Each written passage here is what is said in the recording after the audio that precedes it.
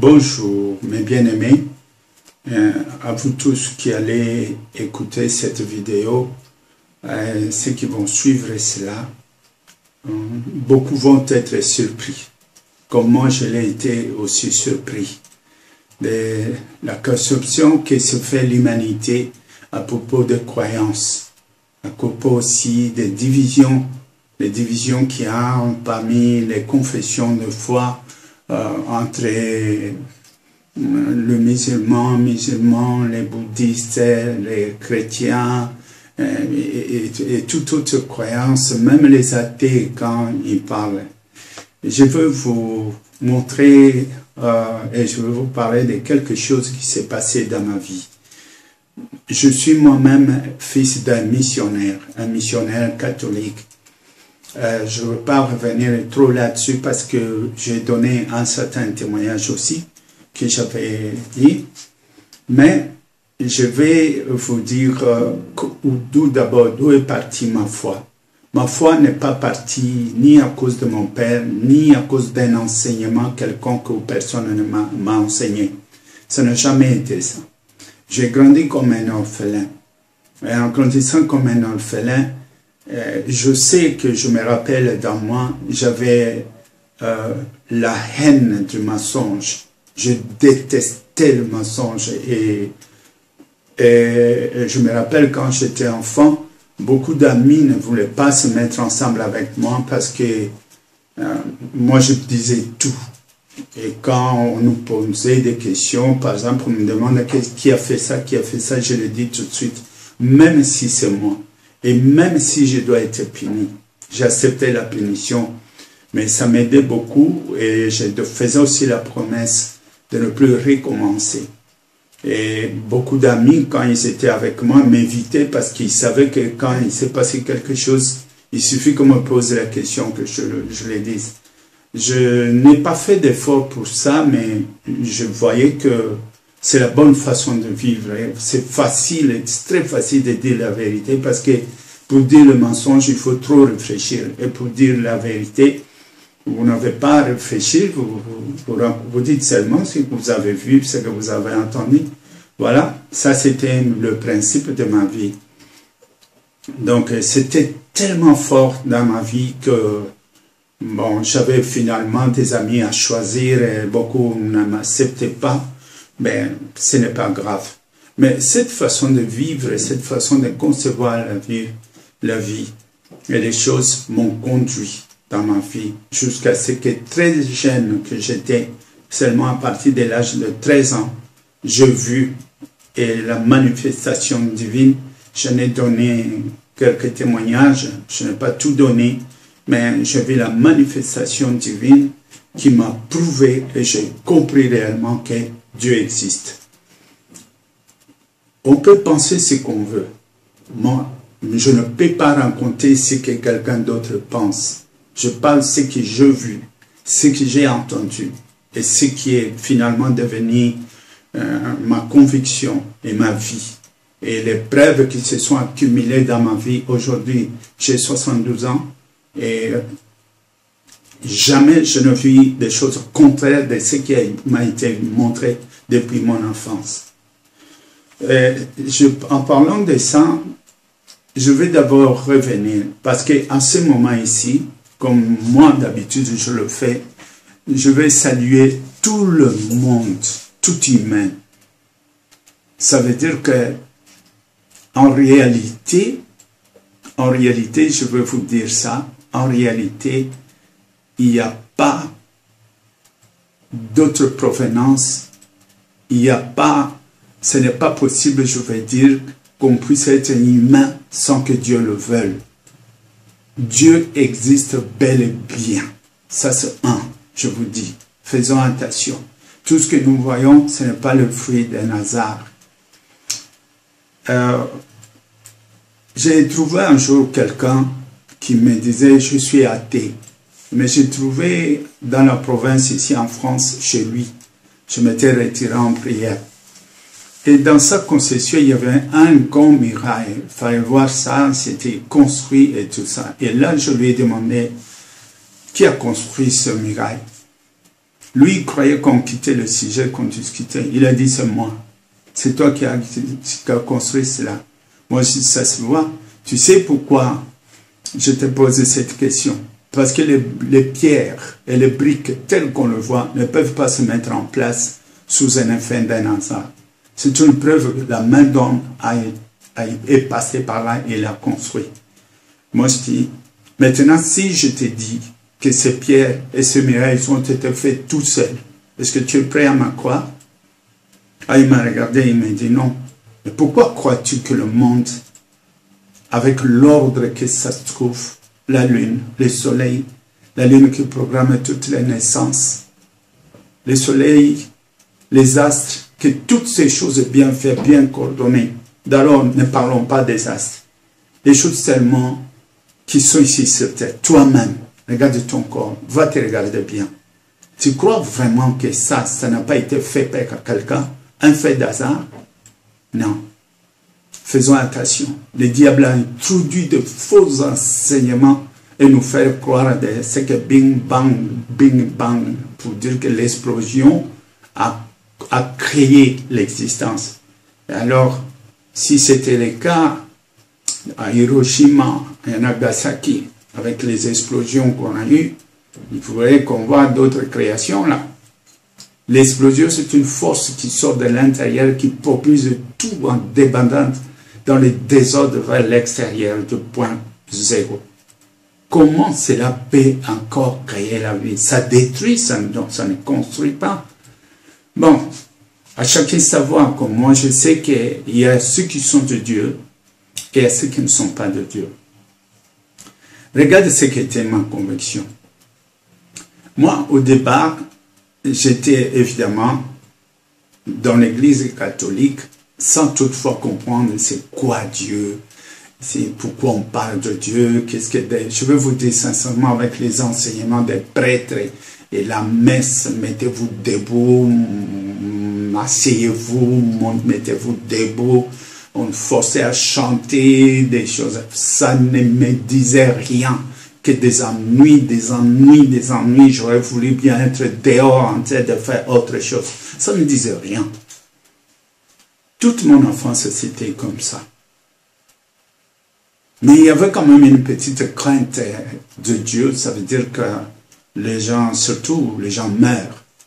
La mort des gens, les naissances, et c'est un fait, beaucoup de faits inexplicables. Et en plus, à l'époque, quand j'étais jeune, on a présenté Dieu comme un juge à plein de lois. Il ne faut pas ceci, il ne faut pas cela. Nous obliger à confesser. Toutes ces choses, et franchement, je vais dire, je n'aime pas faire semblant. Je n'aime pas aussi... avoir peur, ce n'est pas mon caractère. Mais je veux comprendre. À l'école, j'étais très intelligent parce que je posais beaucoup de questions aux professeurs. Quelquefois, ça ennuyait mes collègues, mais moi, je vais comprendre, je vais tout savoir. Je ne veux pas accepter comme ça. Même si tu me dis, tu as vu, c'est bon, moi, j'accepte. Par respect pour toi, je dis, ok, mais laisse-moi voir aussi. Je suis donc parti dans ce principe. Et Dieu me connaissait. C'est ainsi que, de mon jeune âge, Dieu s'est manifesté à moi. Dans mon témoignage, j'avais parlé de ça. Et dès que j'avais compris que Dieu existe, ma façon de prier a changé. Parce que j'avais compris que si Dieu existe, donc je peux lui parler et il m'écoute et je peux l'écouter. Et c'est comme ça que ça m'a permis, dans cette intimité avec Dieu que personne ne m'a enseigné, de comprendre, d'entendre la voix de Dieu et de comprendre beaucoup de choses sur l'humanité. L'une d'elles, je vais toucher aujourd'hui.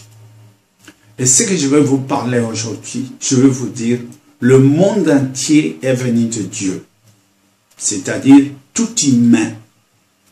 Personne ne peut exister par lui-même ou par sa volonté. Nul n'a choisi de naître, nul n'a choisi d'être homme ou femme, nul n'a choisi son continent et nul n'a choisi ses parents. Tu n'as pas choisi ton sexe. Un jour, à 12 ans peut-être, tu as remarqué, tu as pu constater que tu existes et que tu avais un nom que les parents t'ont donné. Après, peut-être tu as commencé à te poser des questions. Pour d'autres, c'était très compliqué, il a choisi d'être athée. Pour d'autres, ils ont obéi aux parents, ils ont adopté tout ce qui était tradition des parents sans trop se poser de questions. C'est pourquoi beaucoup sont devenus chrétiens, parce que les parents étaient chrétiens, mais sans plus. Si tu lui poses d'autres questions, il s'arrête là. Mes parents, ils disent souvent, je le suis à 100%. Peut-on les reprocher? De quoi? Est-ce qu'il y a un reproche si tu es né en Chine, ou tu es né aux États-Unis, ou au pôle Nord, au pôle Sud, ou en Afrique, ou à l'Australie? Non. Ce n'est pas toi qui as voulu. Dieu a voulu ça. Et dès que nous naissons, la première chose qu'on fait, c'est quoi? C'est d'obéir aux parents. À ton père et à ta mère. Moi, je réfléchis bien. Si j'avais un père arabe, ou que je sois né, soit en Arabie Saoudite, ou en Afghanistan, ou en Union soviétique, ou en Europe, ou en Afrique, ou même aux États-Unis, quelle est la vie que j'allais adopter? Quelle croyance j'allais avoir? Mais exactement de ce que faisait mon père. Si j'étais en Mongolie et que j'étais né là, mon père mongol, ma mère mongole, mais j'aurais leur vie. Je vais apprendre à vivre avec les chameaux, à vivre de l'air dans les tentes. Si j'étais aux États-Unis, ça aurait été la même chose. Et si j'étais à l'Arabie Saoudite, ben, je serais là. Et à qui je croirais? Je croirais à ce qu'on m'aurait appris depuis l'enfance, évidemment. Et mon Dieu serait appelé comment? J'apprendrai l'arabe, je parlerai arabe et je ne louerai pas un autre Dieu que Allah. C'est tout à fait normal. Il n'y a donc aucune reproche. On ne peut pas dire à quelqu'un, ah voilà, tu es musulman, tu es arabe. Mais tu réfléchis mal. Tu réfléchis mal.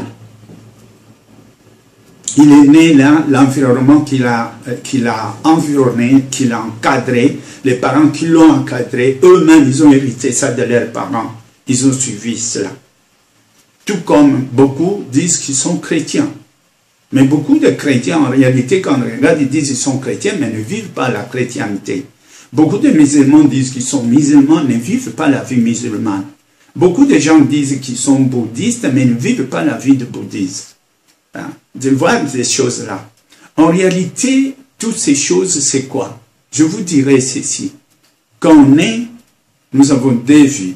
La première vie, c'est celle que tu trouves et que tu adoptes. En réalité, la première vie n'a jamais été la vraie, la bonne. C'est une vie parsemée de beaucoup d'erreurs. Vous pouvez constater dans toutes les croyances, où que tu sois né, combien d'erreurs nous accumulons dans notre vie.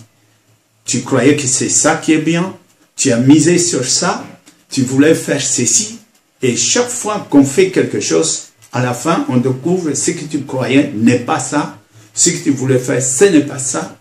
Et beaucoup, finalement, en cherchant à démystifier l'incompréhension, ces choses obscures que nous ne comprenons pas, les a conduites sur beaucoup de croyances, d'autres jusqu'à aller voir des maraboutages, des féticheurs, des horoscopes, parce qu'il y a des choses qui nous échappent. Pourtant, il y a un seul Dieu. Pourquoi je dis ça? Écoute, il fut un moment de ma vie, après l'expérience que j'ai vécue avec Dieu à 13 ans, un enlèvement, j'ai mis ce témoignage dans YouTube qui parle de les témoignages de frère Fritz, qui n'est pas tout. Mais après que j'ai été là et que j'ai compris que Dieu existait, j'ai aimé Dieu. Mais le Dieu que j'ai aimé, je ne voulais rien entendre de toutes les autres confessions de foi. Quand quelqu'un me disait qu'il est Par exemple, protestant, je me posais des questions, mais pourquoi tu protestes? Il me dit, non, je ne proteste pas, moi. Tu t'appelles protestant, c'est le titre que tu prends. Et les autres disent catholique, mais moi, catholique n'est pas biblique. Où est-ce que tu as trouvé ça? Où est-ce que c'est écrit catholique? Même le mot Bible ne se trouve pas dans la Bible, ça signifie livre. Mais pourquoi il y a eu des ajouts et il y avait toutes ces choses que les gens ont ajoutées et finalement il y a eu des divisions. Donc, je voulais rester moi et je priais, j'avais confiance en Dieu, j'évoquais le Seigneur par le nom de Jésus-Christ et je vis beaucoup de miracles dans ma vie. Je n'étais ni baptisé d'eau comme je peux le dire aujourd'hui, mais je voyais tellement de miracles, les miracles que je vous dis, si je dois les citer ici, des miracles, c'est des noirs sur blanc, qui m'ont aidé d'ailleurs à croire à tous les autres miracles qui sont dans la Bible, parce que ce sont des choses que moi, je l'ai vu aussi. Mais je n'ai jamais eu ni prêtre, ni pasteur qui m'ont enseigné. Mais je savais que Dieu est vivant. Je savais surtout que Dieu est mon Père. Il est ma source. Et que je lui parlais. Et qu'il me répondait. La raison surtout pour laquelle je ne voulais jamais lire les Écritures, parce que je dis, on lit des lettres pour des personnes qui sont loin. Et à ce moment-là, quand ils sont loin, bon, c'est normal que tu m'écrives. Mais si tu es là, j'ai appris à connaître un Dieu omniprésent. J'ai appris à aimer un Dieu qui existe. J'ai appris à aimer Dieu, un Dieu vivant. Ce n'est pas un Dieu d'histoire.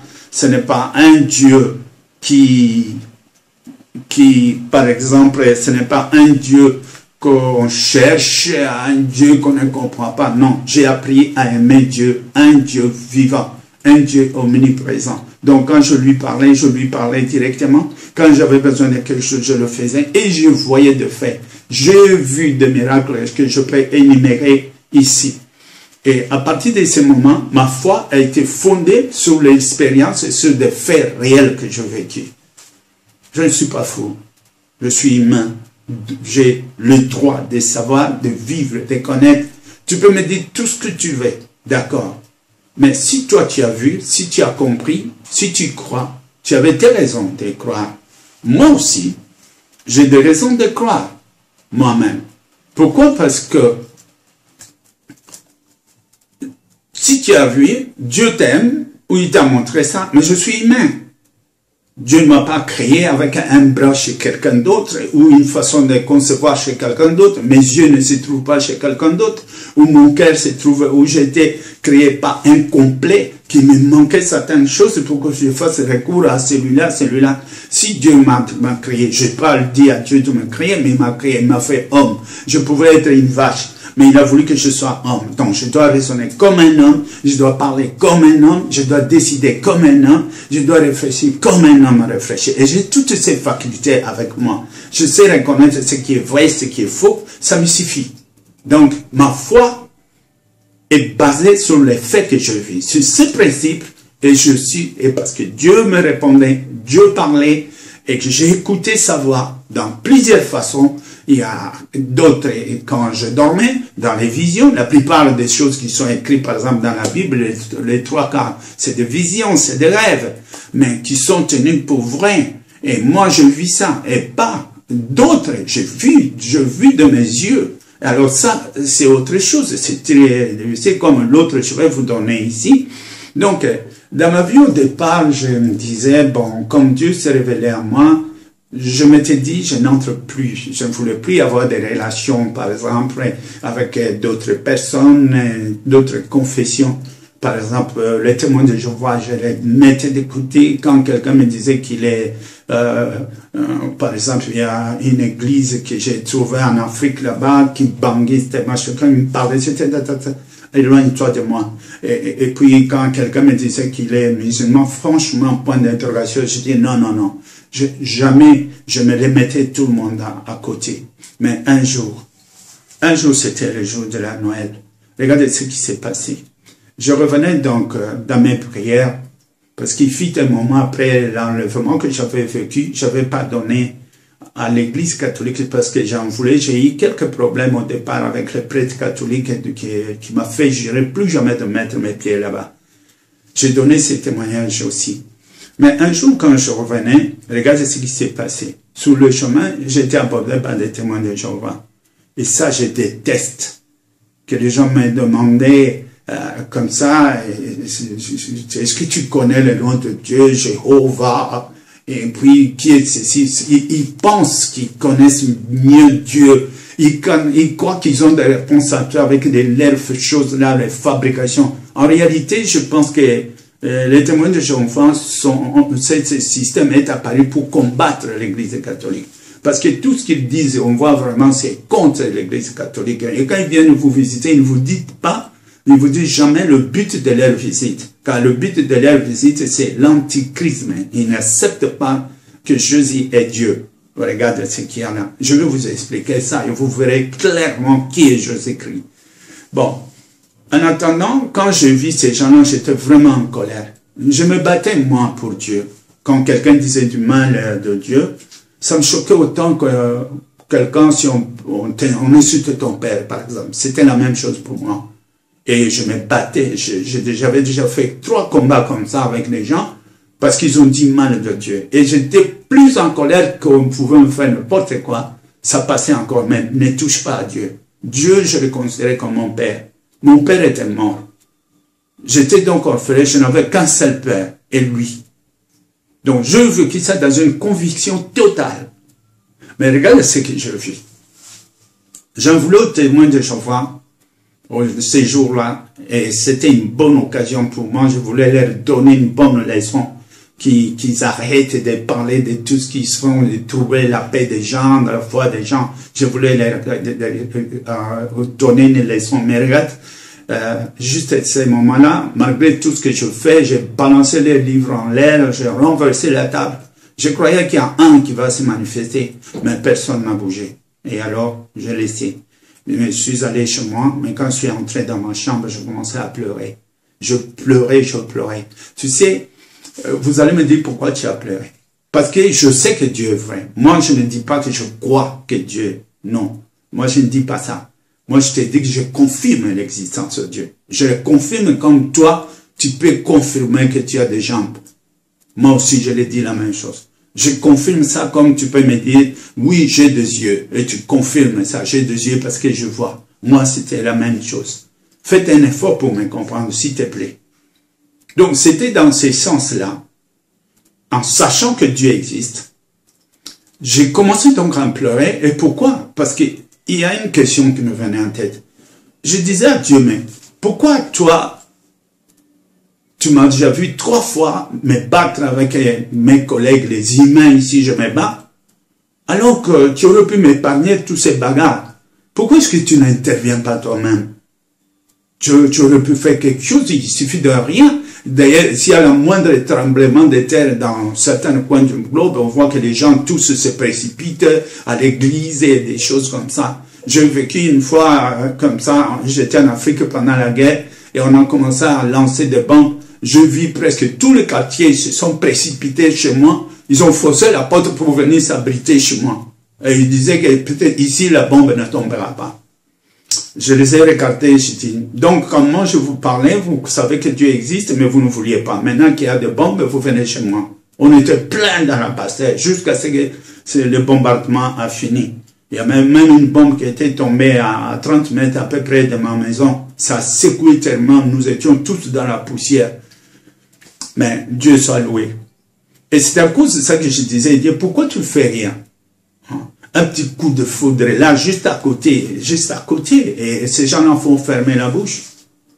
Et moi, dans cette déception, j'ai crié dans ma chambre, je dis, Seigneur, très souvent, je dois t'avouer, il arrive très souvent que je ne te comprends pas. Je parlais à Jésus. Parce qu'à chaque fois que je pensais Dieu, c'est Jésus que je voyais. À chaque fois que j'avais une vision, c'est Jésus que je voyais. J'ai compris, donc finalement, aujourd'hui, je peux dire, qui cherche Dieu va vers Christ. C'est pourquoi Jésus a dit quelque part, nul ne peut venir vers le Père si ce n'est par moi. C'est la parole de Dieu. Moi, je ne le dis pas parce que c'est écrit. Ce que j'ai vu. Mais ces jours-là, quand j'ai crié comme ça, dans ma colère, j'ai commencé à pleurer. Voilà qu'une voix éclate dans ma chambre. Dieu est amour. Une voix d'enfant. On aurait dit un garçon de 12 ans qui me parlait. Haute voix. J'aurais pu enregistrer. Mais voilà que pendant que la voix commence à parler, je n'ai même pas la pensée d'enregistrer tout ça. Je ne me pose même pas de questions. Tout ce que j'ai eu à faire, j'ai pris mon stylo. J'ai commencé à écrire. Je ne voulais rien rater. Cette voix a répété 3 fois. Parce que la deuxième fois, je me demandais si je n'ai pas sauté la phrase. Elle a commencé. La troisième fois, je dis, je vais mettre les i, les virgules. Ça a commencé la troisième fois. Ce n'est qu'après avoir tous les récits, que je me rends compte que quelqu'un me parle dans ma chambre. J'étais seul. Et à ce moment, je dis, mais avec qui je parle? Et là, je me rends compte, quand je vis mes larmes. Alors, quand je vis ça, je dis, ah, c'est moi qui avais crié. Je dis, très souvent, je ne te comprends pas. Pourquoi tu insulter? Pourquoi tu fais tout ça? Et c'était la réponse que j'ai. C'était la réponse, bien-aimé. Laissez-moi vous dire d'abord. Aux musulmans, par exemple, vous êtes mes frères. En aucun moment, je peux considérer un musulman comme mon ennemi. En aucun moment, je peux considérer un athée comme mon ennemi. En aucun moment, je peux considérer un bouddhiste comme mon ennemi. À ces jours-là, j'en avais derrière les témoins de Jéhovah, je n'en voulais pas. Mais aujourd'hui, je vois les choses autrement, à cause de ce que je vis ces jours-là. Les prêtres, les catholiques, avec tout ce qu'ils font, les papes, avec la déformation de messages qu'ils ont fait, de toutes ces choses-là. Franchement, je regardais comme les amis du diable. Et je ne voulais pas partager avec eux, ni parler avec eux, ni m'asseoir avec eux, ni parler avec eux. Je ne voulais pas. Mais ces jours-là, Dieu va me parler. Il commence par me dire, Dieu est amour. La première phrase que j'ai écrite, Dieu est amour. C'est alors qu'il va suivre. Dieu est amour parce qu'il t'a créé. Il a voulu mon existence. Ce n'est pas un salaire, c'est un don. Il a voulu que je sois, et je fus, et je suis. Et quand Dieu me dit que Dieu est amour parce qu'il t'a créé.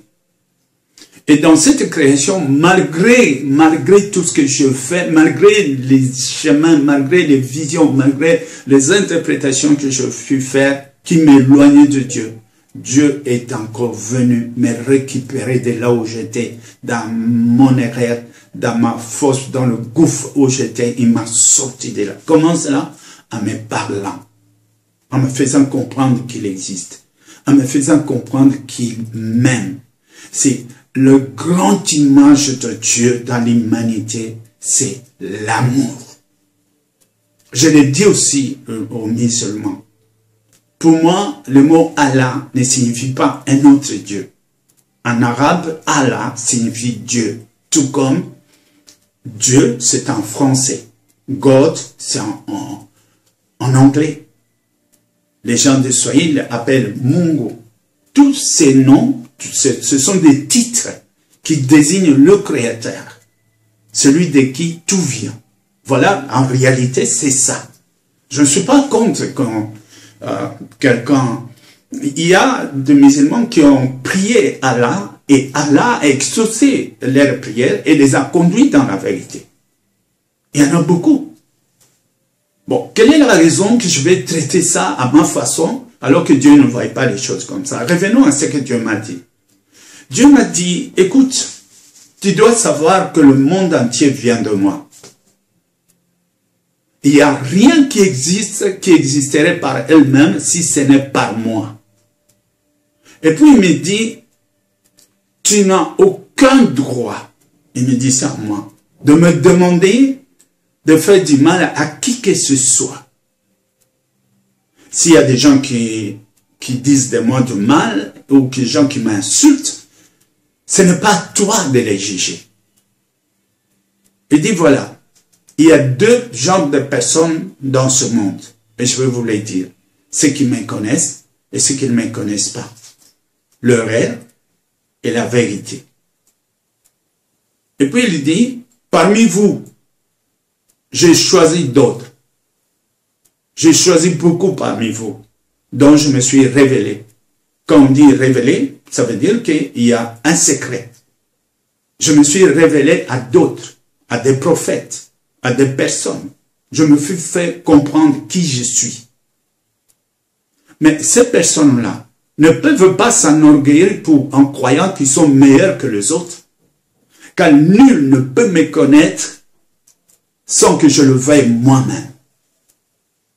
C'est quand je vais que je me révèle à quelqu'un, mais lui n'a pas le droit de me demander de punir ceux qui ne me connaissent pas à cause de leurs actes ou de leurs paroles. Parce que n'oublie pas, toi, avant, tu étais aussi comme eux. Dieu nous aime tous. Mais je vais vous dire sincèrement, Dieu est amour.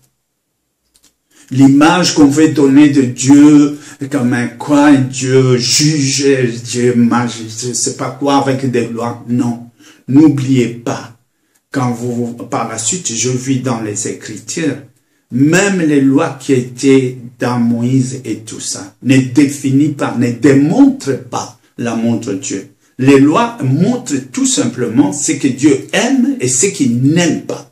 Et ce qu'il aurait pu faire à ceux qui n'acceptent pas cette loi, et ce qu'il aurait pu faire à ceux qui accepteraient cette loi. Mais il y a une chose qui se cache là-dedans, une chose externe. Aucun humain, aucun fils d'Adam est capable d'obéir à la loi de Dieu. Aucun. Adam a été séparé par Dieu pour avoir accepté d'obéir lui-même, d'observer lui-même, de suivre lui-même et de mettre en pratique tout ce qu'il veut par lui-même. Le péché qu'Adam a commis, c'est de refuser l'aide de Dieu pour accomplir ce que Dieu veut. Parce qu'en réalité, personne ne peut faire ce que Dieu veut par lui-même. Notre chair est faible. Vous n'avez qu'à regarder.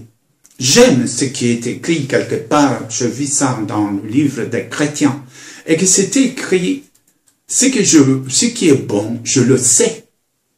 Je sais qu'il ne faut pas prendre la femme de quelqu'un, je sais qu'il ne faut pas mentir, je sais qu'il ne faut pas frapper quelqu'un d'autre, je sais qu'il ne faut pas faire la corruption, je sais qu'il ne faut pas verser du sang, je sais que tout, qui ne sait pas ça? Bon, ok, nous les savons. Mais, quand tu vis et que tu mets maintenant ta vie en pratique, est-ce que tu suis ce que tu es en train de croire que c'est bon?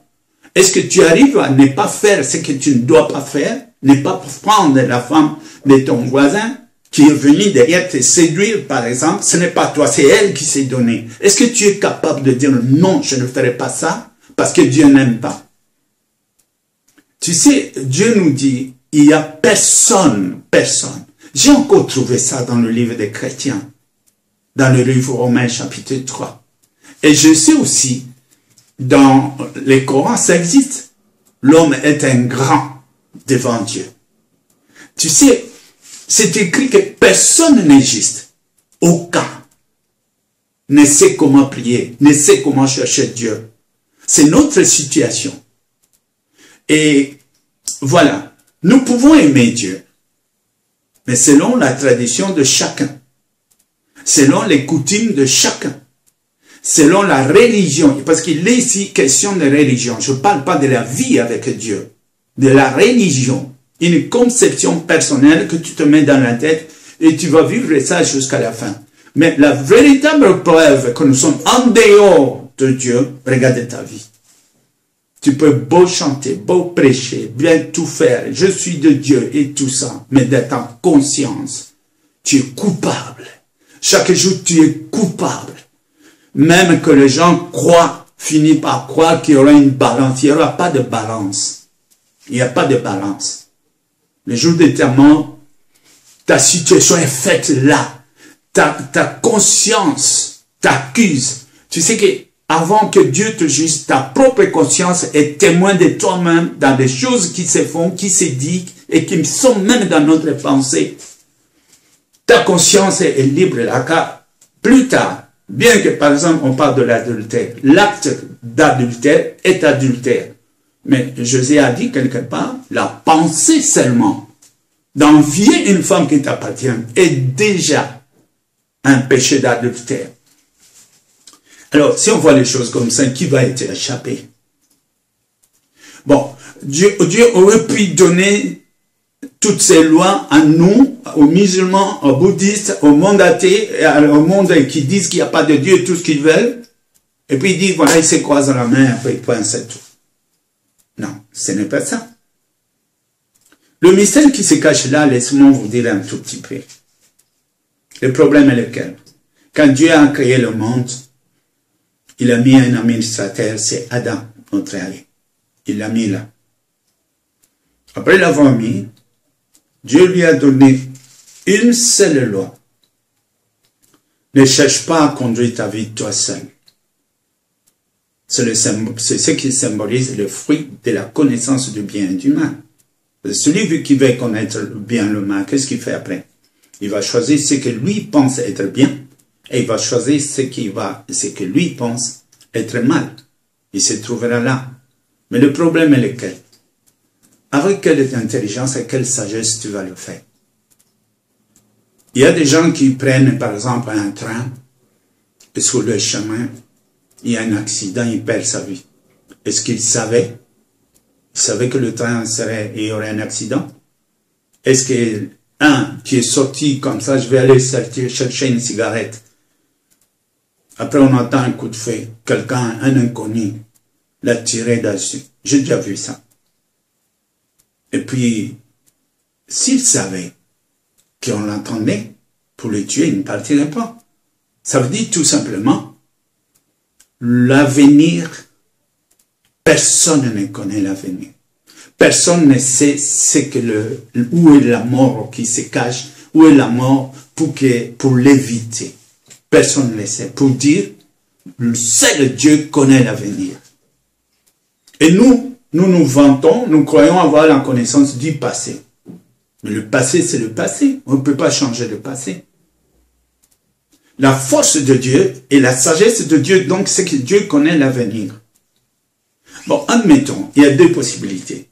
Ou je conduis ma vie moi-même, sans savoir ce qui peut arriver seulement cette nuit, ou demain, ou dans 10 ans. Ou je me dis, je me laisse conduire par celui qui sait ce qui va se passer demain, dans 10 ans, et dans l'avenir. Celui qui veut nous conduire, qui est-il? Mais c'est Dieu. Il nous aime. Tu vas me dire, ouais, il nous aime comment? Mais écoute, tu viens de te réveiller ce matin. Dis-moi qu'est-ce que tu as fait. Quand tu dormais, c'est toi qui as continué à faire battre ton cœur et tu dis, voilà mon cœur, je suis en train de faire fonctionner mon sang. C'est toi? Est-ce que ce n'est pas, tu dormais, la mort, c'est voisin de mort. Le sommeil, c'est le voisin de la mort. Et tu peux oublier de respirer, par exemple. Simplement, j'ai oublié de respirer, voilà, je suis mort. Ça peut arriver. Beaucoup dorment et puis ils ne se réveillent pas. Et toi, tu as fait quoi? Quand tu dors, dis-moi. Tu dors du côté droit, le matin, tu te trouves du côté gauche. Qui t'a envoyé du côté gauche? Tu étais conscient, tu as fait ça? Dieu nous a donné tout le commandement de tous les muscles. Mais il y a le seul muscle qui s'est gardé pour lui, c'est ton souffle, la respiration. C'est lui qui détient ça. Tu peux être médecin, tu peux être cardiologue, tu peux être tout. Mais ces choses-là t'échappent. C'est Dieu qui te décide, oui ou non, tu restes en vie ou pas. Voilà pour une raison. Et Dieu nous aime. C'est la preuve de son amour. Il veut que tu existes. Même si tu lui montes un coup de poing. Mais il t'aime et il veut que tu existes. C'est pourquoi tu es là. Dieu étant Dieu, et si l'univers est son œuvre, qui es-tu? Qui sommes-nous par rapport à tout ça? Même pas un fourmi par rapport à l'homme. Même pas. Les hommes peuvent te dire qu'ils sont intelligents. Et remplir un ballon avec de l'air et que ça vole, qu'on appelle ça fusée, parce qu'ils sont à la lune. Mais c'est rien ça, c'est des jouets ça. Pourquoi ils ne fabriquent pas une fourmi? Juste là, à côté là. Une petite fourmi. Qui sait vivre, qui sait se défendre, qui sait construire son petit terrier. Ils vivent, se reproduisent et se défendent. Et ils vivent, ils construisent des termites, des choses comme ça. Comment on ne peut pas faire ça? Une simple graine qui contient la vie. Plus tard, ça donne des grands arbres comme des baobabs. Qui peut faire ça? Oh là là. Malheur à nous les hommes. Donc, à cause de cela, moi je me dis, si j'étais en Arabie Saoudite, je serais musulman, moi. Et je serais un bon musulman. Comme j'aime Dieu, j'aurais pu aimer aussi Allah. Et aller jusqu'au bout, je l'aurais aimé. Et si j'avais mon père Bouddha, croyez-moi, parmi tous ces enfants, avec le caractère que j'ai, j'aurais été un bon bouddhiste, peut-être un moine. Voilà que mon père était chrétien. Mais je ne crois pas parce qu'à cause de mon père. Mon père n'a pas eu le temps de m'enseigner, ni les prêtres. Mais j'ai vu la révélation de Dieu. Et je vois des miracles jusqu'à aujourd'hui. Et ce qu'il m'a montré, c'est pourquoi je vous dis aujourd'hui. Je salue tous les musulmans. Et je vous dis sincèrement, je vous aime. D'ailleurs, il y a des faits qui m'ont étonné. Un jour, j'étais en Afrique et j'étais en train de faire une campagne, j'étais en voyage. Et il fut arrivé un moment, je n'avais pas de transport. Qui je vois? 2 musulmans avec leur véhicule d'origine d'Inde. Ils m'ont pris. Ils ne voulaient pas que je paye. On est arrivé à midi, ils se sont arrêtés, ils ont mis leur tapis, ils ont commencé à adorer Allah. Moi, j'en ai profité pour adorer de mon côté. Le Seigneur a choisi. Et puis quand ils ont fini, on est partis ensemble. Quand nous sommes arrivés là-bas, Dieu faisait beaucoup de miracles au travers de mes mains. Les malades étaient guéris, il y avait des miracles. Ils ont vu ça. Ils m'ont même dit, nous avons beaucoup de respect à toute personne qui croit en Dieu. Moi aussi, j'ai beaucoup de respect à toute personne qui dit que Dieu existe. Que tu l'appelles Dieu, que tu l'appelles God, que tu l'appelles Allah, que tu l'appelles n'importe, je sais pas, Bouddha, ou que tout ce que tu veux. Mais si tu dis que Dieu existe, tu es mon frère et tu es ma sœur. Et je le dis avec tout mon cœur, je t'aime. Nous avons le même origine. Je ne ferai pas de toi mon ennemi. Et comme Dieu m'avait déjà dit qu'il y a la connaissance et l'ignorance, il avait ajouté ce qu'il m'avait dit, toi, je me suis fait connaître à toi. Et ce n'est pas une raison pour que tu me demandes à punir les autres qui ne me connaissent pas. Avant, tu ne me connaissais pas, tu te souviens? Alors, qu'est-ce qu'il m'a dit? Si tu m'aimes vraiment, pourquoi il me dit ça? Je pleurais parce que je l'aimais. J'aime Dieu de tout mon cœur. Je l'aime. Je ne dis pas Dieu, peut-être que nous n'avons pas le même Dieu, parce que, attention, quand on dit Dieu, chacun peut avoir son Dieu. Cela ne veut pas dire qu'il y a beaucoup de dieux. Ce que tu élèves le plus dans ton cœur, les considérant comme ton maître, ton chef, ça peut être l'argent, ça peut être ton mari, ça peut être ton travail, ça peut être n'importe quoi. Quand tu élèves quelque chose, et la chose s'assoit dans ton cœur, tu l'intronises comme roi, comme ton bouclier, ton soutien. Ça peut être un féticheur. Tu as fait de la chose Dieu. Ça, c'est les déclarations de Dieu. Ce n'est que quand on accepte Dieu comme tel, et qu'on s'appuie sur lui, et qu'on va tout le temps vers lui, quand il y a le moindre problème, on le concite, alors Dieu est ton Dieu. Si je trouvais ça dans les livres aussi des chrétiens 36, dans le livre d'Ézéchiel qui disait, je vais enlever l'esprit humain que tu as, et je mettrai de mon esprit, et je ferai en sorte que tu suives, que tu observes, que tu mettes en pratique ma parole. Il dit, je ferai, Dieu s'engage, et c'est lui qui te transforme. Il te sort de l'erreur pour te mettre dans la vérité. Quand on est de Dieu, il doit y avoir un stop quelque part, c'est-à-dire la vie ancienne s'arrête pour commencer une autre vie. Si tu étais menteur, tu ne seras plus menteur. Si tu étais alcoolique, tu ne seras plus alcoolique. Si tu étais un drogué, tu ne seras plus dans la drogue. Si tu étais voleur, tu ne voleras plus.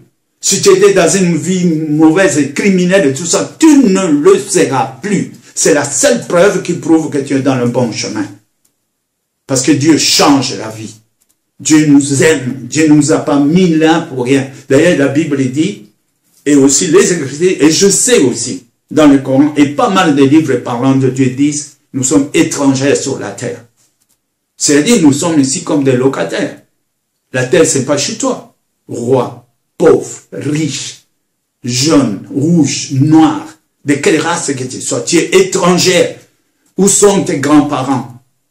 Où sont ceux qui nous ont précédés? Il y a 100 ans avant ici, il y avait aussi des milliards, des millions de personnes et qui étaient sur terre, qui ne sont plus. D'ici peu, dans 50 ans, croyez-moi, le monde sera balayé si Jésus ne revient pas. Nous sommes étrangers, tu dois te mettre ça en tête. C'est celui qui essaie de s'enrichir ici, c'est un peu comme tu rentres dans le taxi et tu essaies de construire ta maison dans le taxi. Le taxi te conduit là où tu dois aller, après tu descends. La terre te conduit là où tu dois aller, après tu sors d'ici. Tu mourras. Comme tous. Alors, si c'est ça le cas, nous pouvons réfléchir sur une chose. On est étrangers, mais il y a une autre vie qui nous attend. Pour vous expliquer clairement, je peux dire ceci. Dieu a créé le monde, il a mis un administrateur, comme j'avais dit, Adam.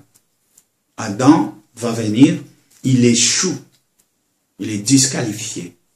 Il est donc séparé de Dieu. Et à cause de ça, la mort a été introduite. Nous sommes tous nés, fils d'Adam, hérités de nous avons hérité plutôt cette séparation. S'il n'y avait pas ces péchés, nous serions nés là où Dieu est. Et nous serions tout de suite appelés enfants de Dieu. Mais puisque nous avons été éloignés, Adam a été séparé de Dieu, c'est exactement comme des parents qui sont allés en prison, la mère était en grossesse, l'enfant va être recensé en prison. Il est né en prison. Il va subir le sort des prisonniers. Ça ne sera pas un bébé libre comme tous les autres. Il doit être nourri par la prison. On donnera la nourriture, un biberon pour l'enfant qui se trouve en prison. Qu'est-ce que le bébé a fait? Rien. C'est la même chose avec nous. Nous naissons sur cette terre éloignés de Dieu. Nous subissons les sorts de notre Père séparés de Dieu. C'est le péché le plus grand, être séparé de Dieu. Ça veut dire, je fais tout par moi-même, je n'ai pas besoin de Dieu. On peut chercher Dieu, mais vivre avec Dieu, il faut une réconciliation. Il faut être réconcilié. Donc, pour être réconcilié, tout péché se paye par le sang. Bon, admettons, moi je viens, je dis, Seigneur, je veux me réconcilier avec toi. Il dit, d'accord, tu vas payer avec le sang. Mais le sang, c'est la vie. Et si je le paye, et que je donne mon sang, c'est-à-dire, j'ai donné ma vie. Après, c'est fini. Mais où est-ce que je vais aller vivre? Ça ne sert à rien. Donc, venir mourir et ne plus vivre et payer pour mourir et pour disparaître. Non, c'est pas possible. Et tout ça à cause d'un homme. Alors, Dieu, dans sa justice, il a réglé le problème à sa manière. Il a envoyé aussi un homme. Et cet homme ne devait pas avoir de péché. Parce que si cet homme devrait mourir, il fallait qu'il meure innocent. Soi-disant un peu l'horreur de la justice. Et c'est comme ça, dans la justice, il avait droit de récupérer sa vie. Et alors, c'est comme ça que le nom de Jésus est entré dans l'histoire. Au début, c'était pas, on ne l'appelle pas Jésus, mais le Christ. Sous forme d'une divinité mystérieuse. Ça a commencé comme ça. Mais ensuite, après avoir appelé, après avoir nous visité par Jésus-Christ, la Bible nous enseigne que le Christ que vous voyez est la reproduction de Dieu invisible en tant qu'humain parmi nous. Qu'est-ce qui empêche Dieu? Qui peut limiter Dieu? Si Dieu a tout créé, est-ce que ne pouvait-il pas prendre lui-même un corps et visiter les humains comme il aurait pu visiter les anges, comme il aurait pu visiter n'importe quoi? Il est Dieu, sinon il n'est pas Dieu. S'il ne peut pas le faire, il ne sera pas Dieu, car Dieu est capable de tout. La parole nous dit, Christ est l'image visible de Dieu invisible. Donc il fut un moment où Dieu a trouvé cette formule, je veux visiter les humains. Il y avait de bonnes raisons là. D'abord quoi? L'homme se voit condamné à cause d'un homme. Nous tous, nous avons subi cette malédiction de la mort, pas parce qu'on a péché comme Adam, mais parce que nous sommes ses enfants. Et à cause de cette malédiction qu'Adam a subie, toute l'humanité, nous nous sommes trouvés là, séparés de Dieu. C'est là où la vie de chacun pour soi a commencé. Si Dieu maintenant veut réconcilier avec le monde, il faut d'abord que ces péchés soient enlevés. Le péché originel de la séparation de Dieu avec l'homme. Alors, Dieu lui-même vient. Et comme la Bible nous dit dans les Écritures des livres chrétiens, j'ai trouvé ça, Dieu n'a pas voulu juger le monde. Il n'a pas voulu faire ça. Il a considéré cette erreur qu'Adam a commis. Cette erreur-là, il a voulu prendre la conséquence lui-même sur lui. Je vis dans le livre en 2 Corinthiens, Dieu a voulu réconcilier le monde avec lui-même, en imputant point aux hommes leurs offenses. Donc, il devait venir comme un homme, c'est la seule forme. Il ne pouvait pas venir comme un éléphant, il ne pouvait pas venir comme un gorille pour parler aux hommes. Pour parler à un homme, il faut un homme. Et il nous a visités. Il a pris cette forme. Et personne ne le savait. Sauf que, dans la personne de Jésus-Christ, il y avait la résurrection, il y avait des miracles, il y avait des choses qui posaient un peu de questions. Comment un homme peut-il faire ça? Jésus n'a pas caché. Il a dit, tout ce que vous me voyez faire, c'est mon Père qui m'a dit. Il appelait Dieu, il appelait Allah, son Père. Et beaucoup interprètent, par exemple, ils disent, ils ne voient que ça. Dieu serait venu, il est tombé amoureux de Marie, et ils ont couché ensemble, après ils ont eu Jésus. Je vais vous dire quand Dieu dit, vous êtes mon fils, qu'est-ce que cela signifie? Dans les Écritures, il est écrit, tous ceux qui sont réconciliés avec Dieu, et qui se laissent conduire par l'Esprit de Dieu, sont fils de Dieu. Romains 10, 4. Je suis un fils de Dieu. Je suis un enfant de Dieu. Pourquoi? Parce que ma vie, c'est pas moi qui l'a conduit, c'est Christ qui me dirige. J'ai tout mis dans le Christ. Dans mon témoignage, vous verrez ce que j'ai dit.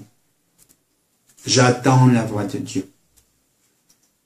À chaque fois que je fais quelque chose, je demande si c'est bien sa voix ou pas. Je ne cherche ni la gloire, ni à être riche. Ni je ne cherche pas, ni au plaisir des femmes ou des choses comme ça. On ne me trouvera pas. On ne me trouvera pas. Des femmes sont des sœurs. Je ne perdrai pas mon temps à abuser une sœur alors que, en faisant cela, je ne pourrai plus te sauver. Je veux rester en tant que serviteur de Dieu pour avoir aussi la capacité d'intercéder pour toi, pour que Dieu exauce mes prières et que tu puisses être sauvé, qui que tu sois. Parce que si j'abuse de toi, je ne suis plus celui qui a dit que je sois pour toi. Je deviens donc un sujet, un objet de chute. Donc je ne peux pas le faire. Je sais ces choses-là et je connais. Donc, Dieu est venu, je suis en train de dire, c'était quoi? Le Seigneur est venu vers nous. Il nous a visités. Il avait comme mission d'abord que nous soyons réconciliés. Mais comment? Il doit d'abord commencer à porter nos péchés.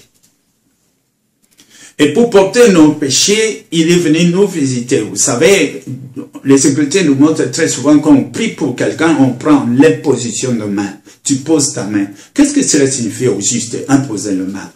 Quand on impose la main sur quelqu'un, faites attention, tu prends ce qu'il a ou tu lui donnes ce que tu as. Si tu as quoi donner, tu donneras. Et celui-là il a quoi donner, il donnera. C'est pourquoi d'ailleurs la Bible dit, ne vous laissez pas imposer les mains par n'importe qui. Parce que si c'est quelqu'un qui se trouve dans un monde de ténèbres, crois-moi, tu as reçu, tu as pris, et tu ne te rendras pas compte, mais tu pourras voir que depuis ces jours-là, tu n'es plus le même. Le diable existe bel et bien. Donc, en imposant les mains, nous transmettons ou nous recevons.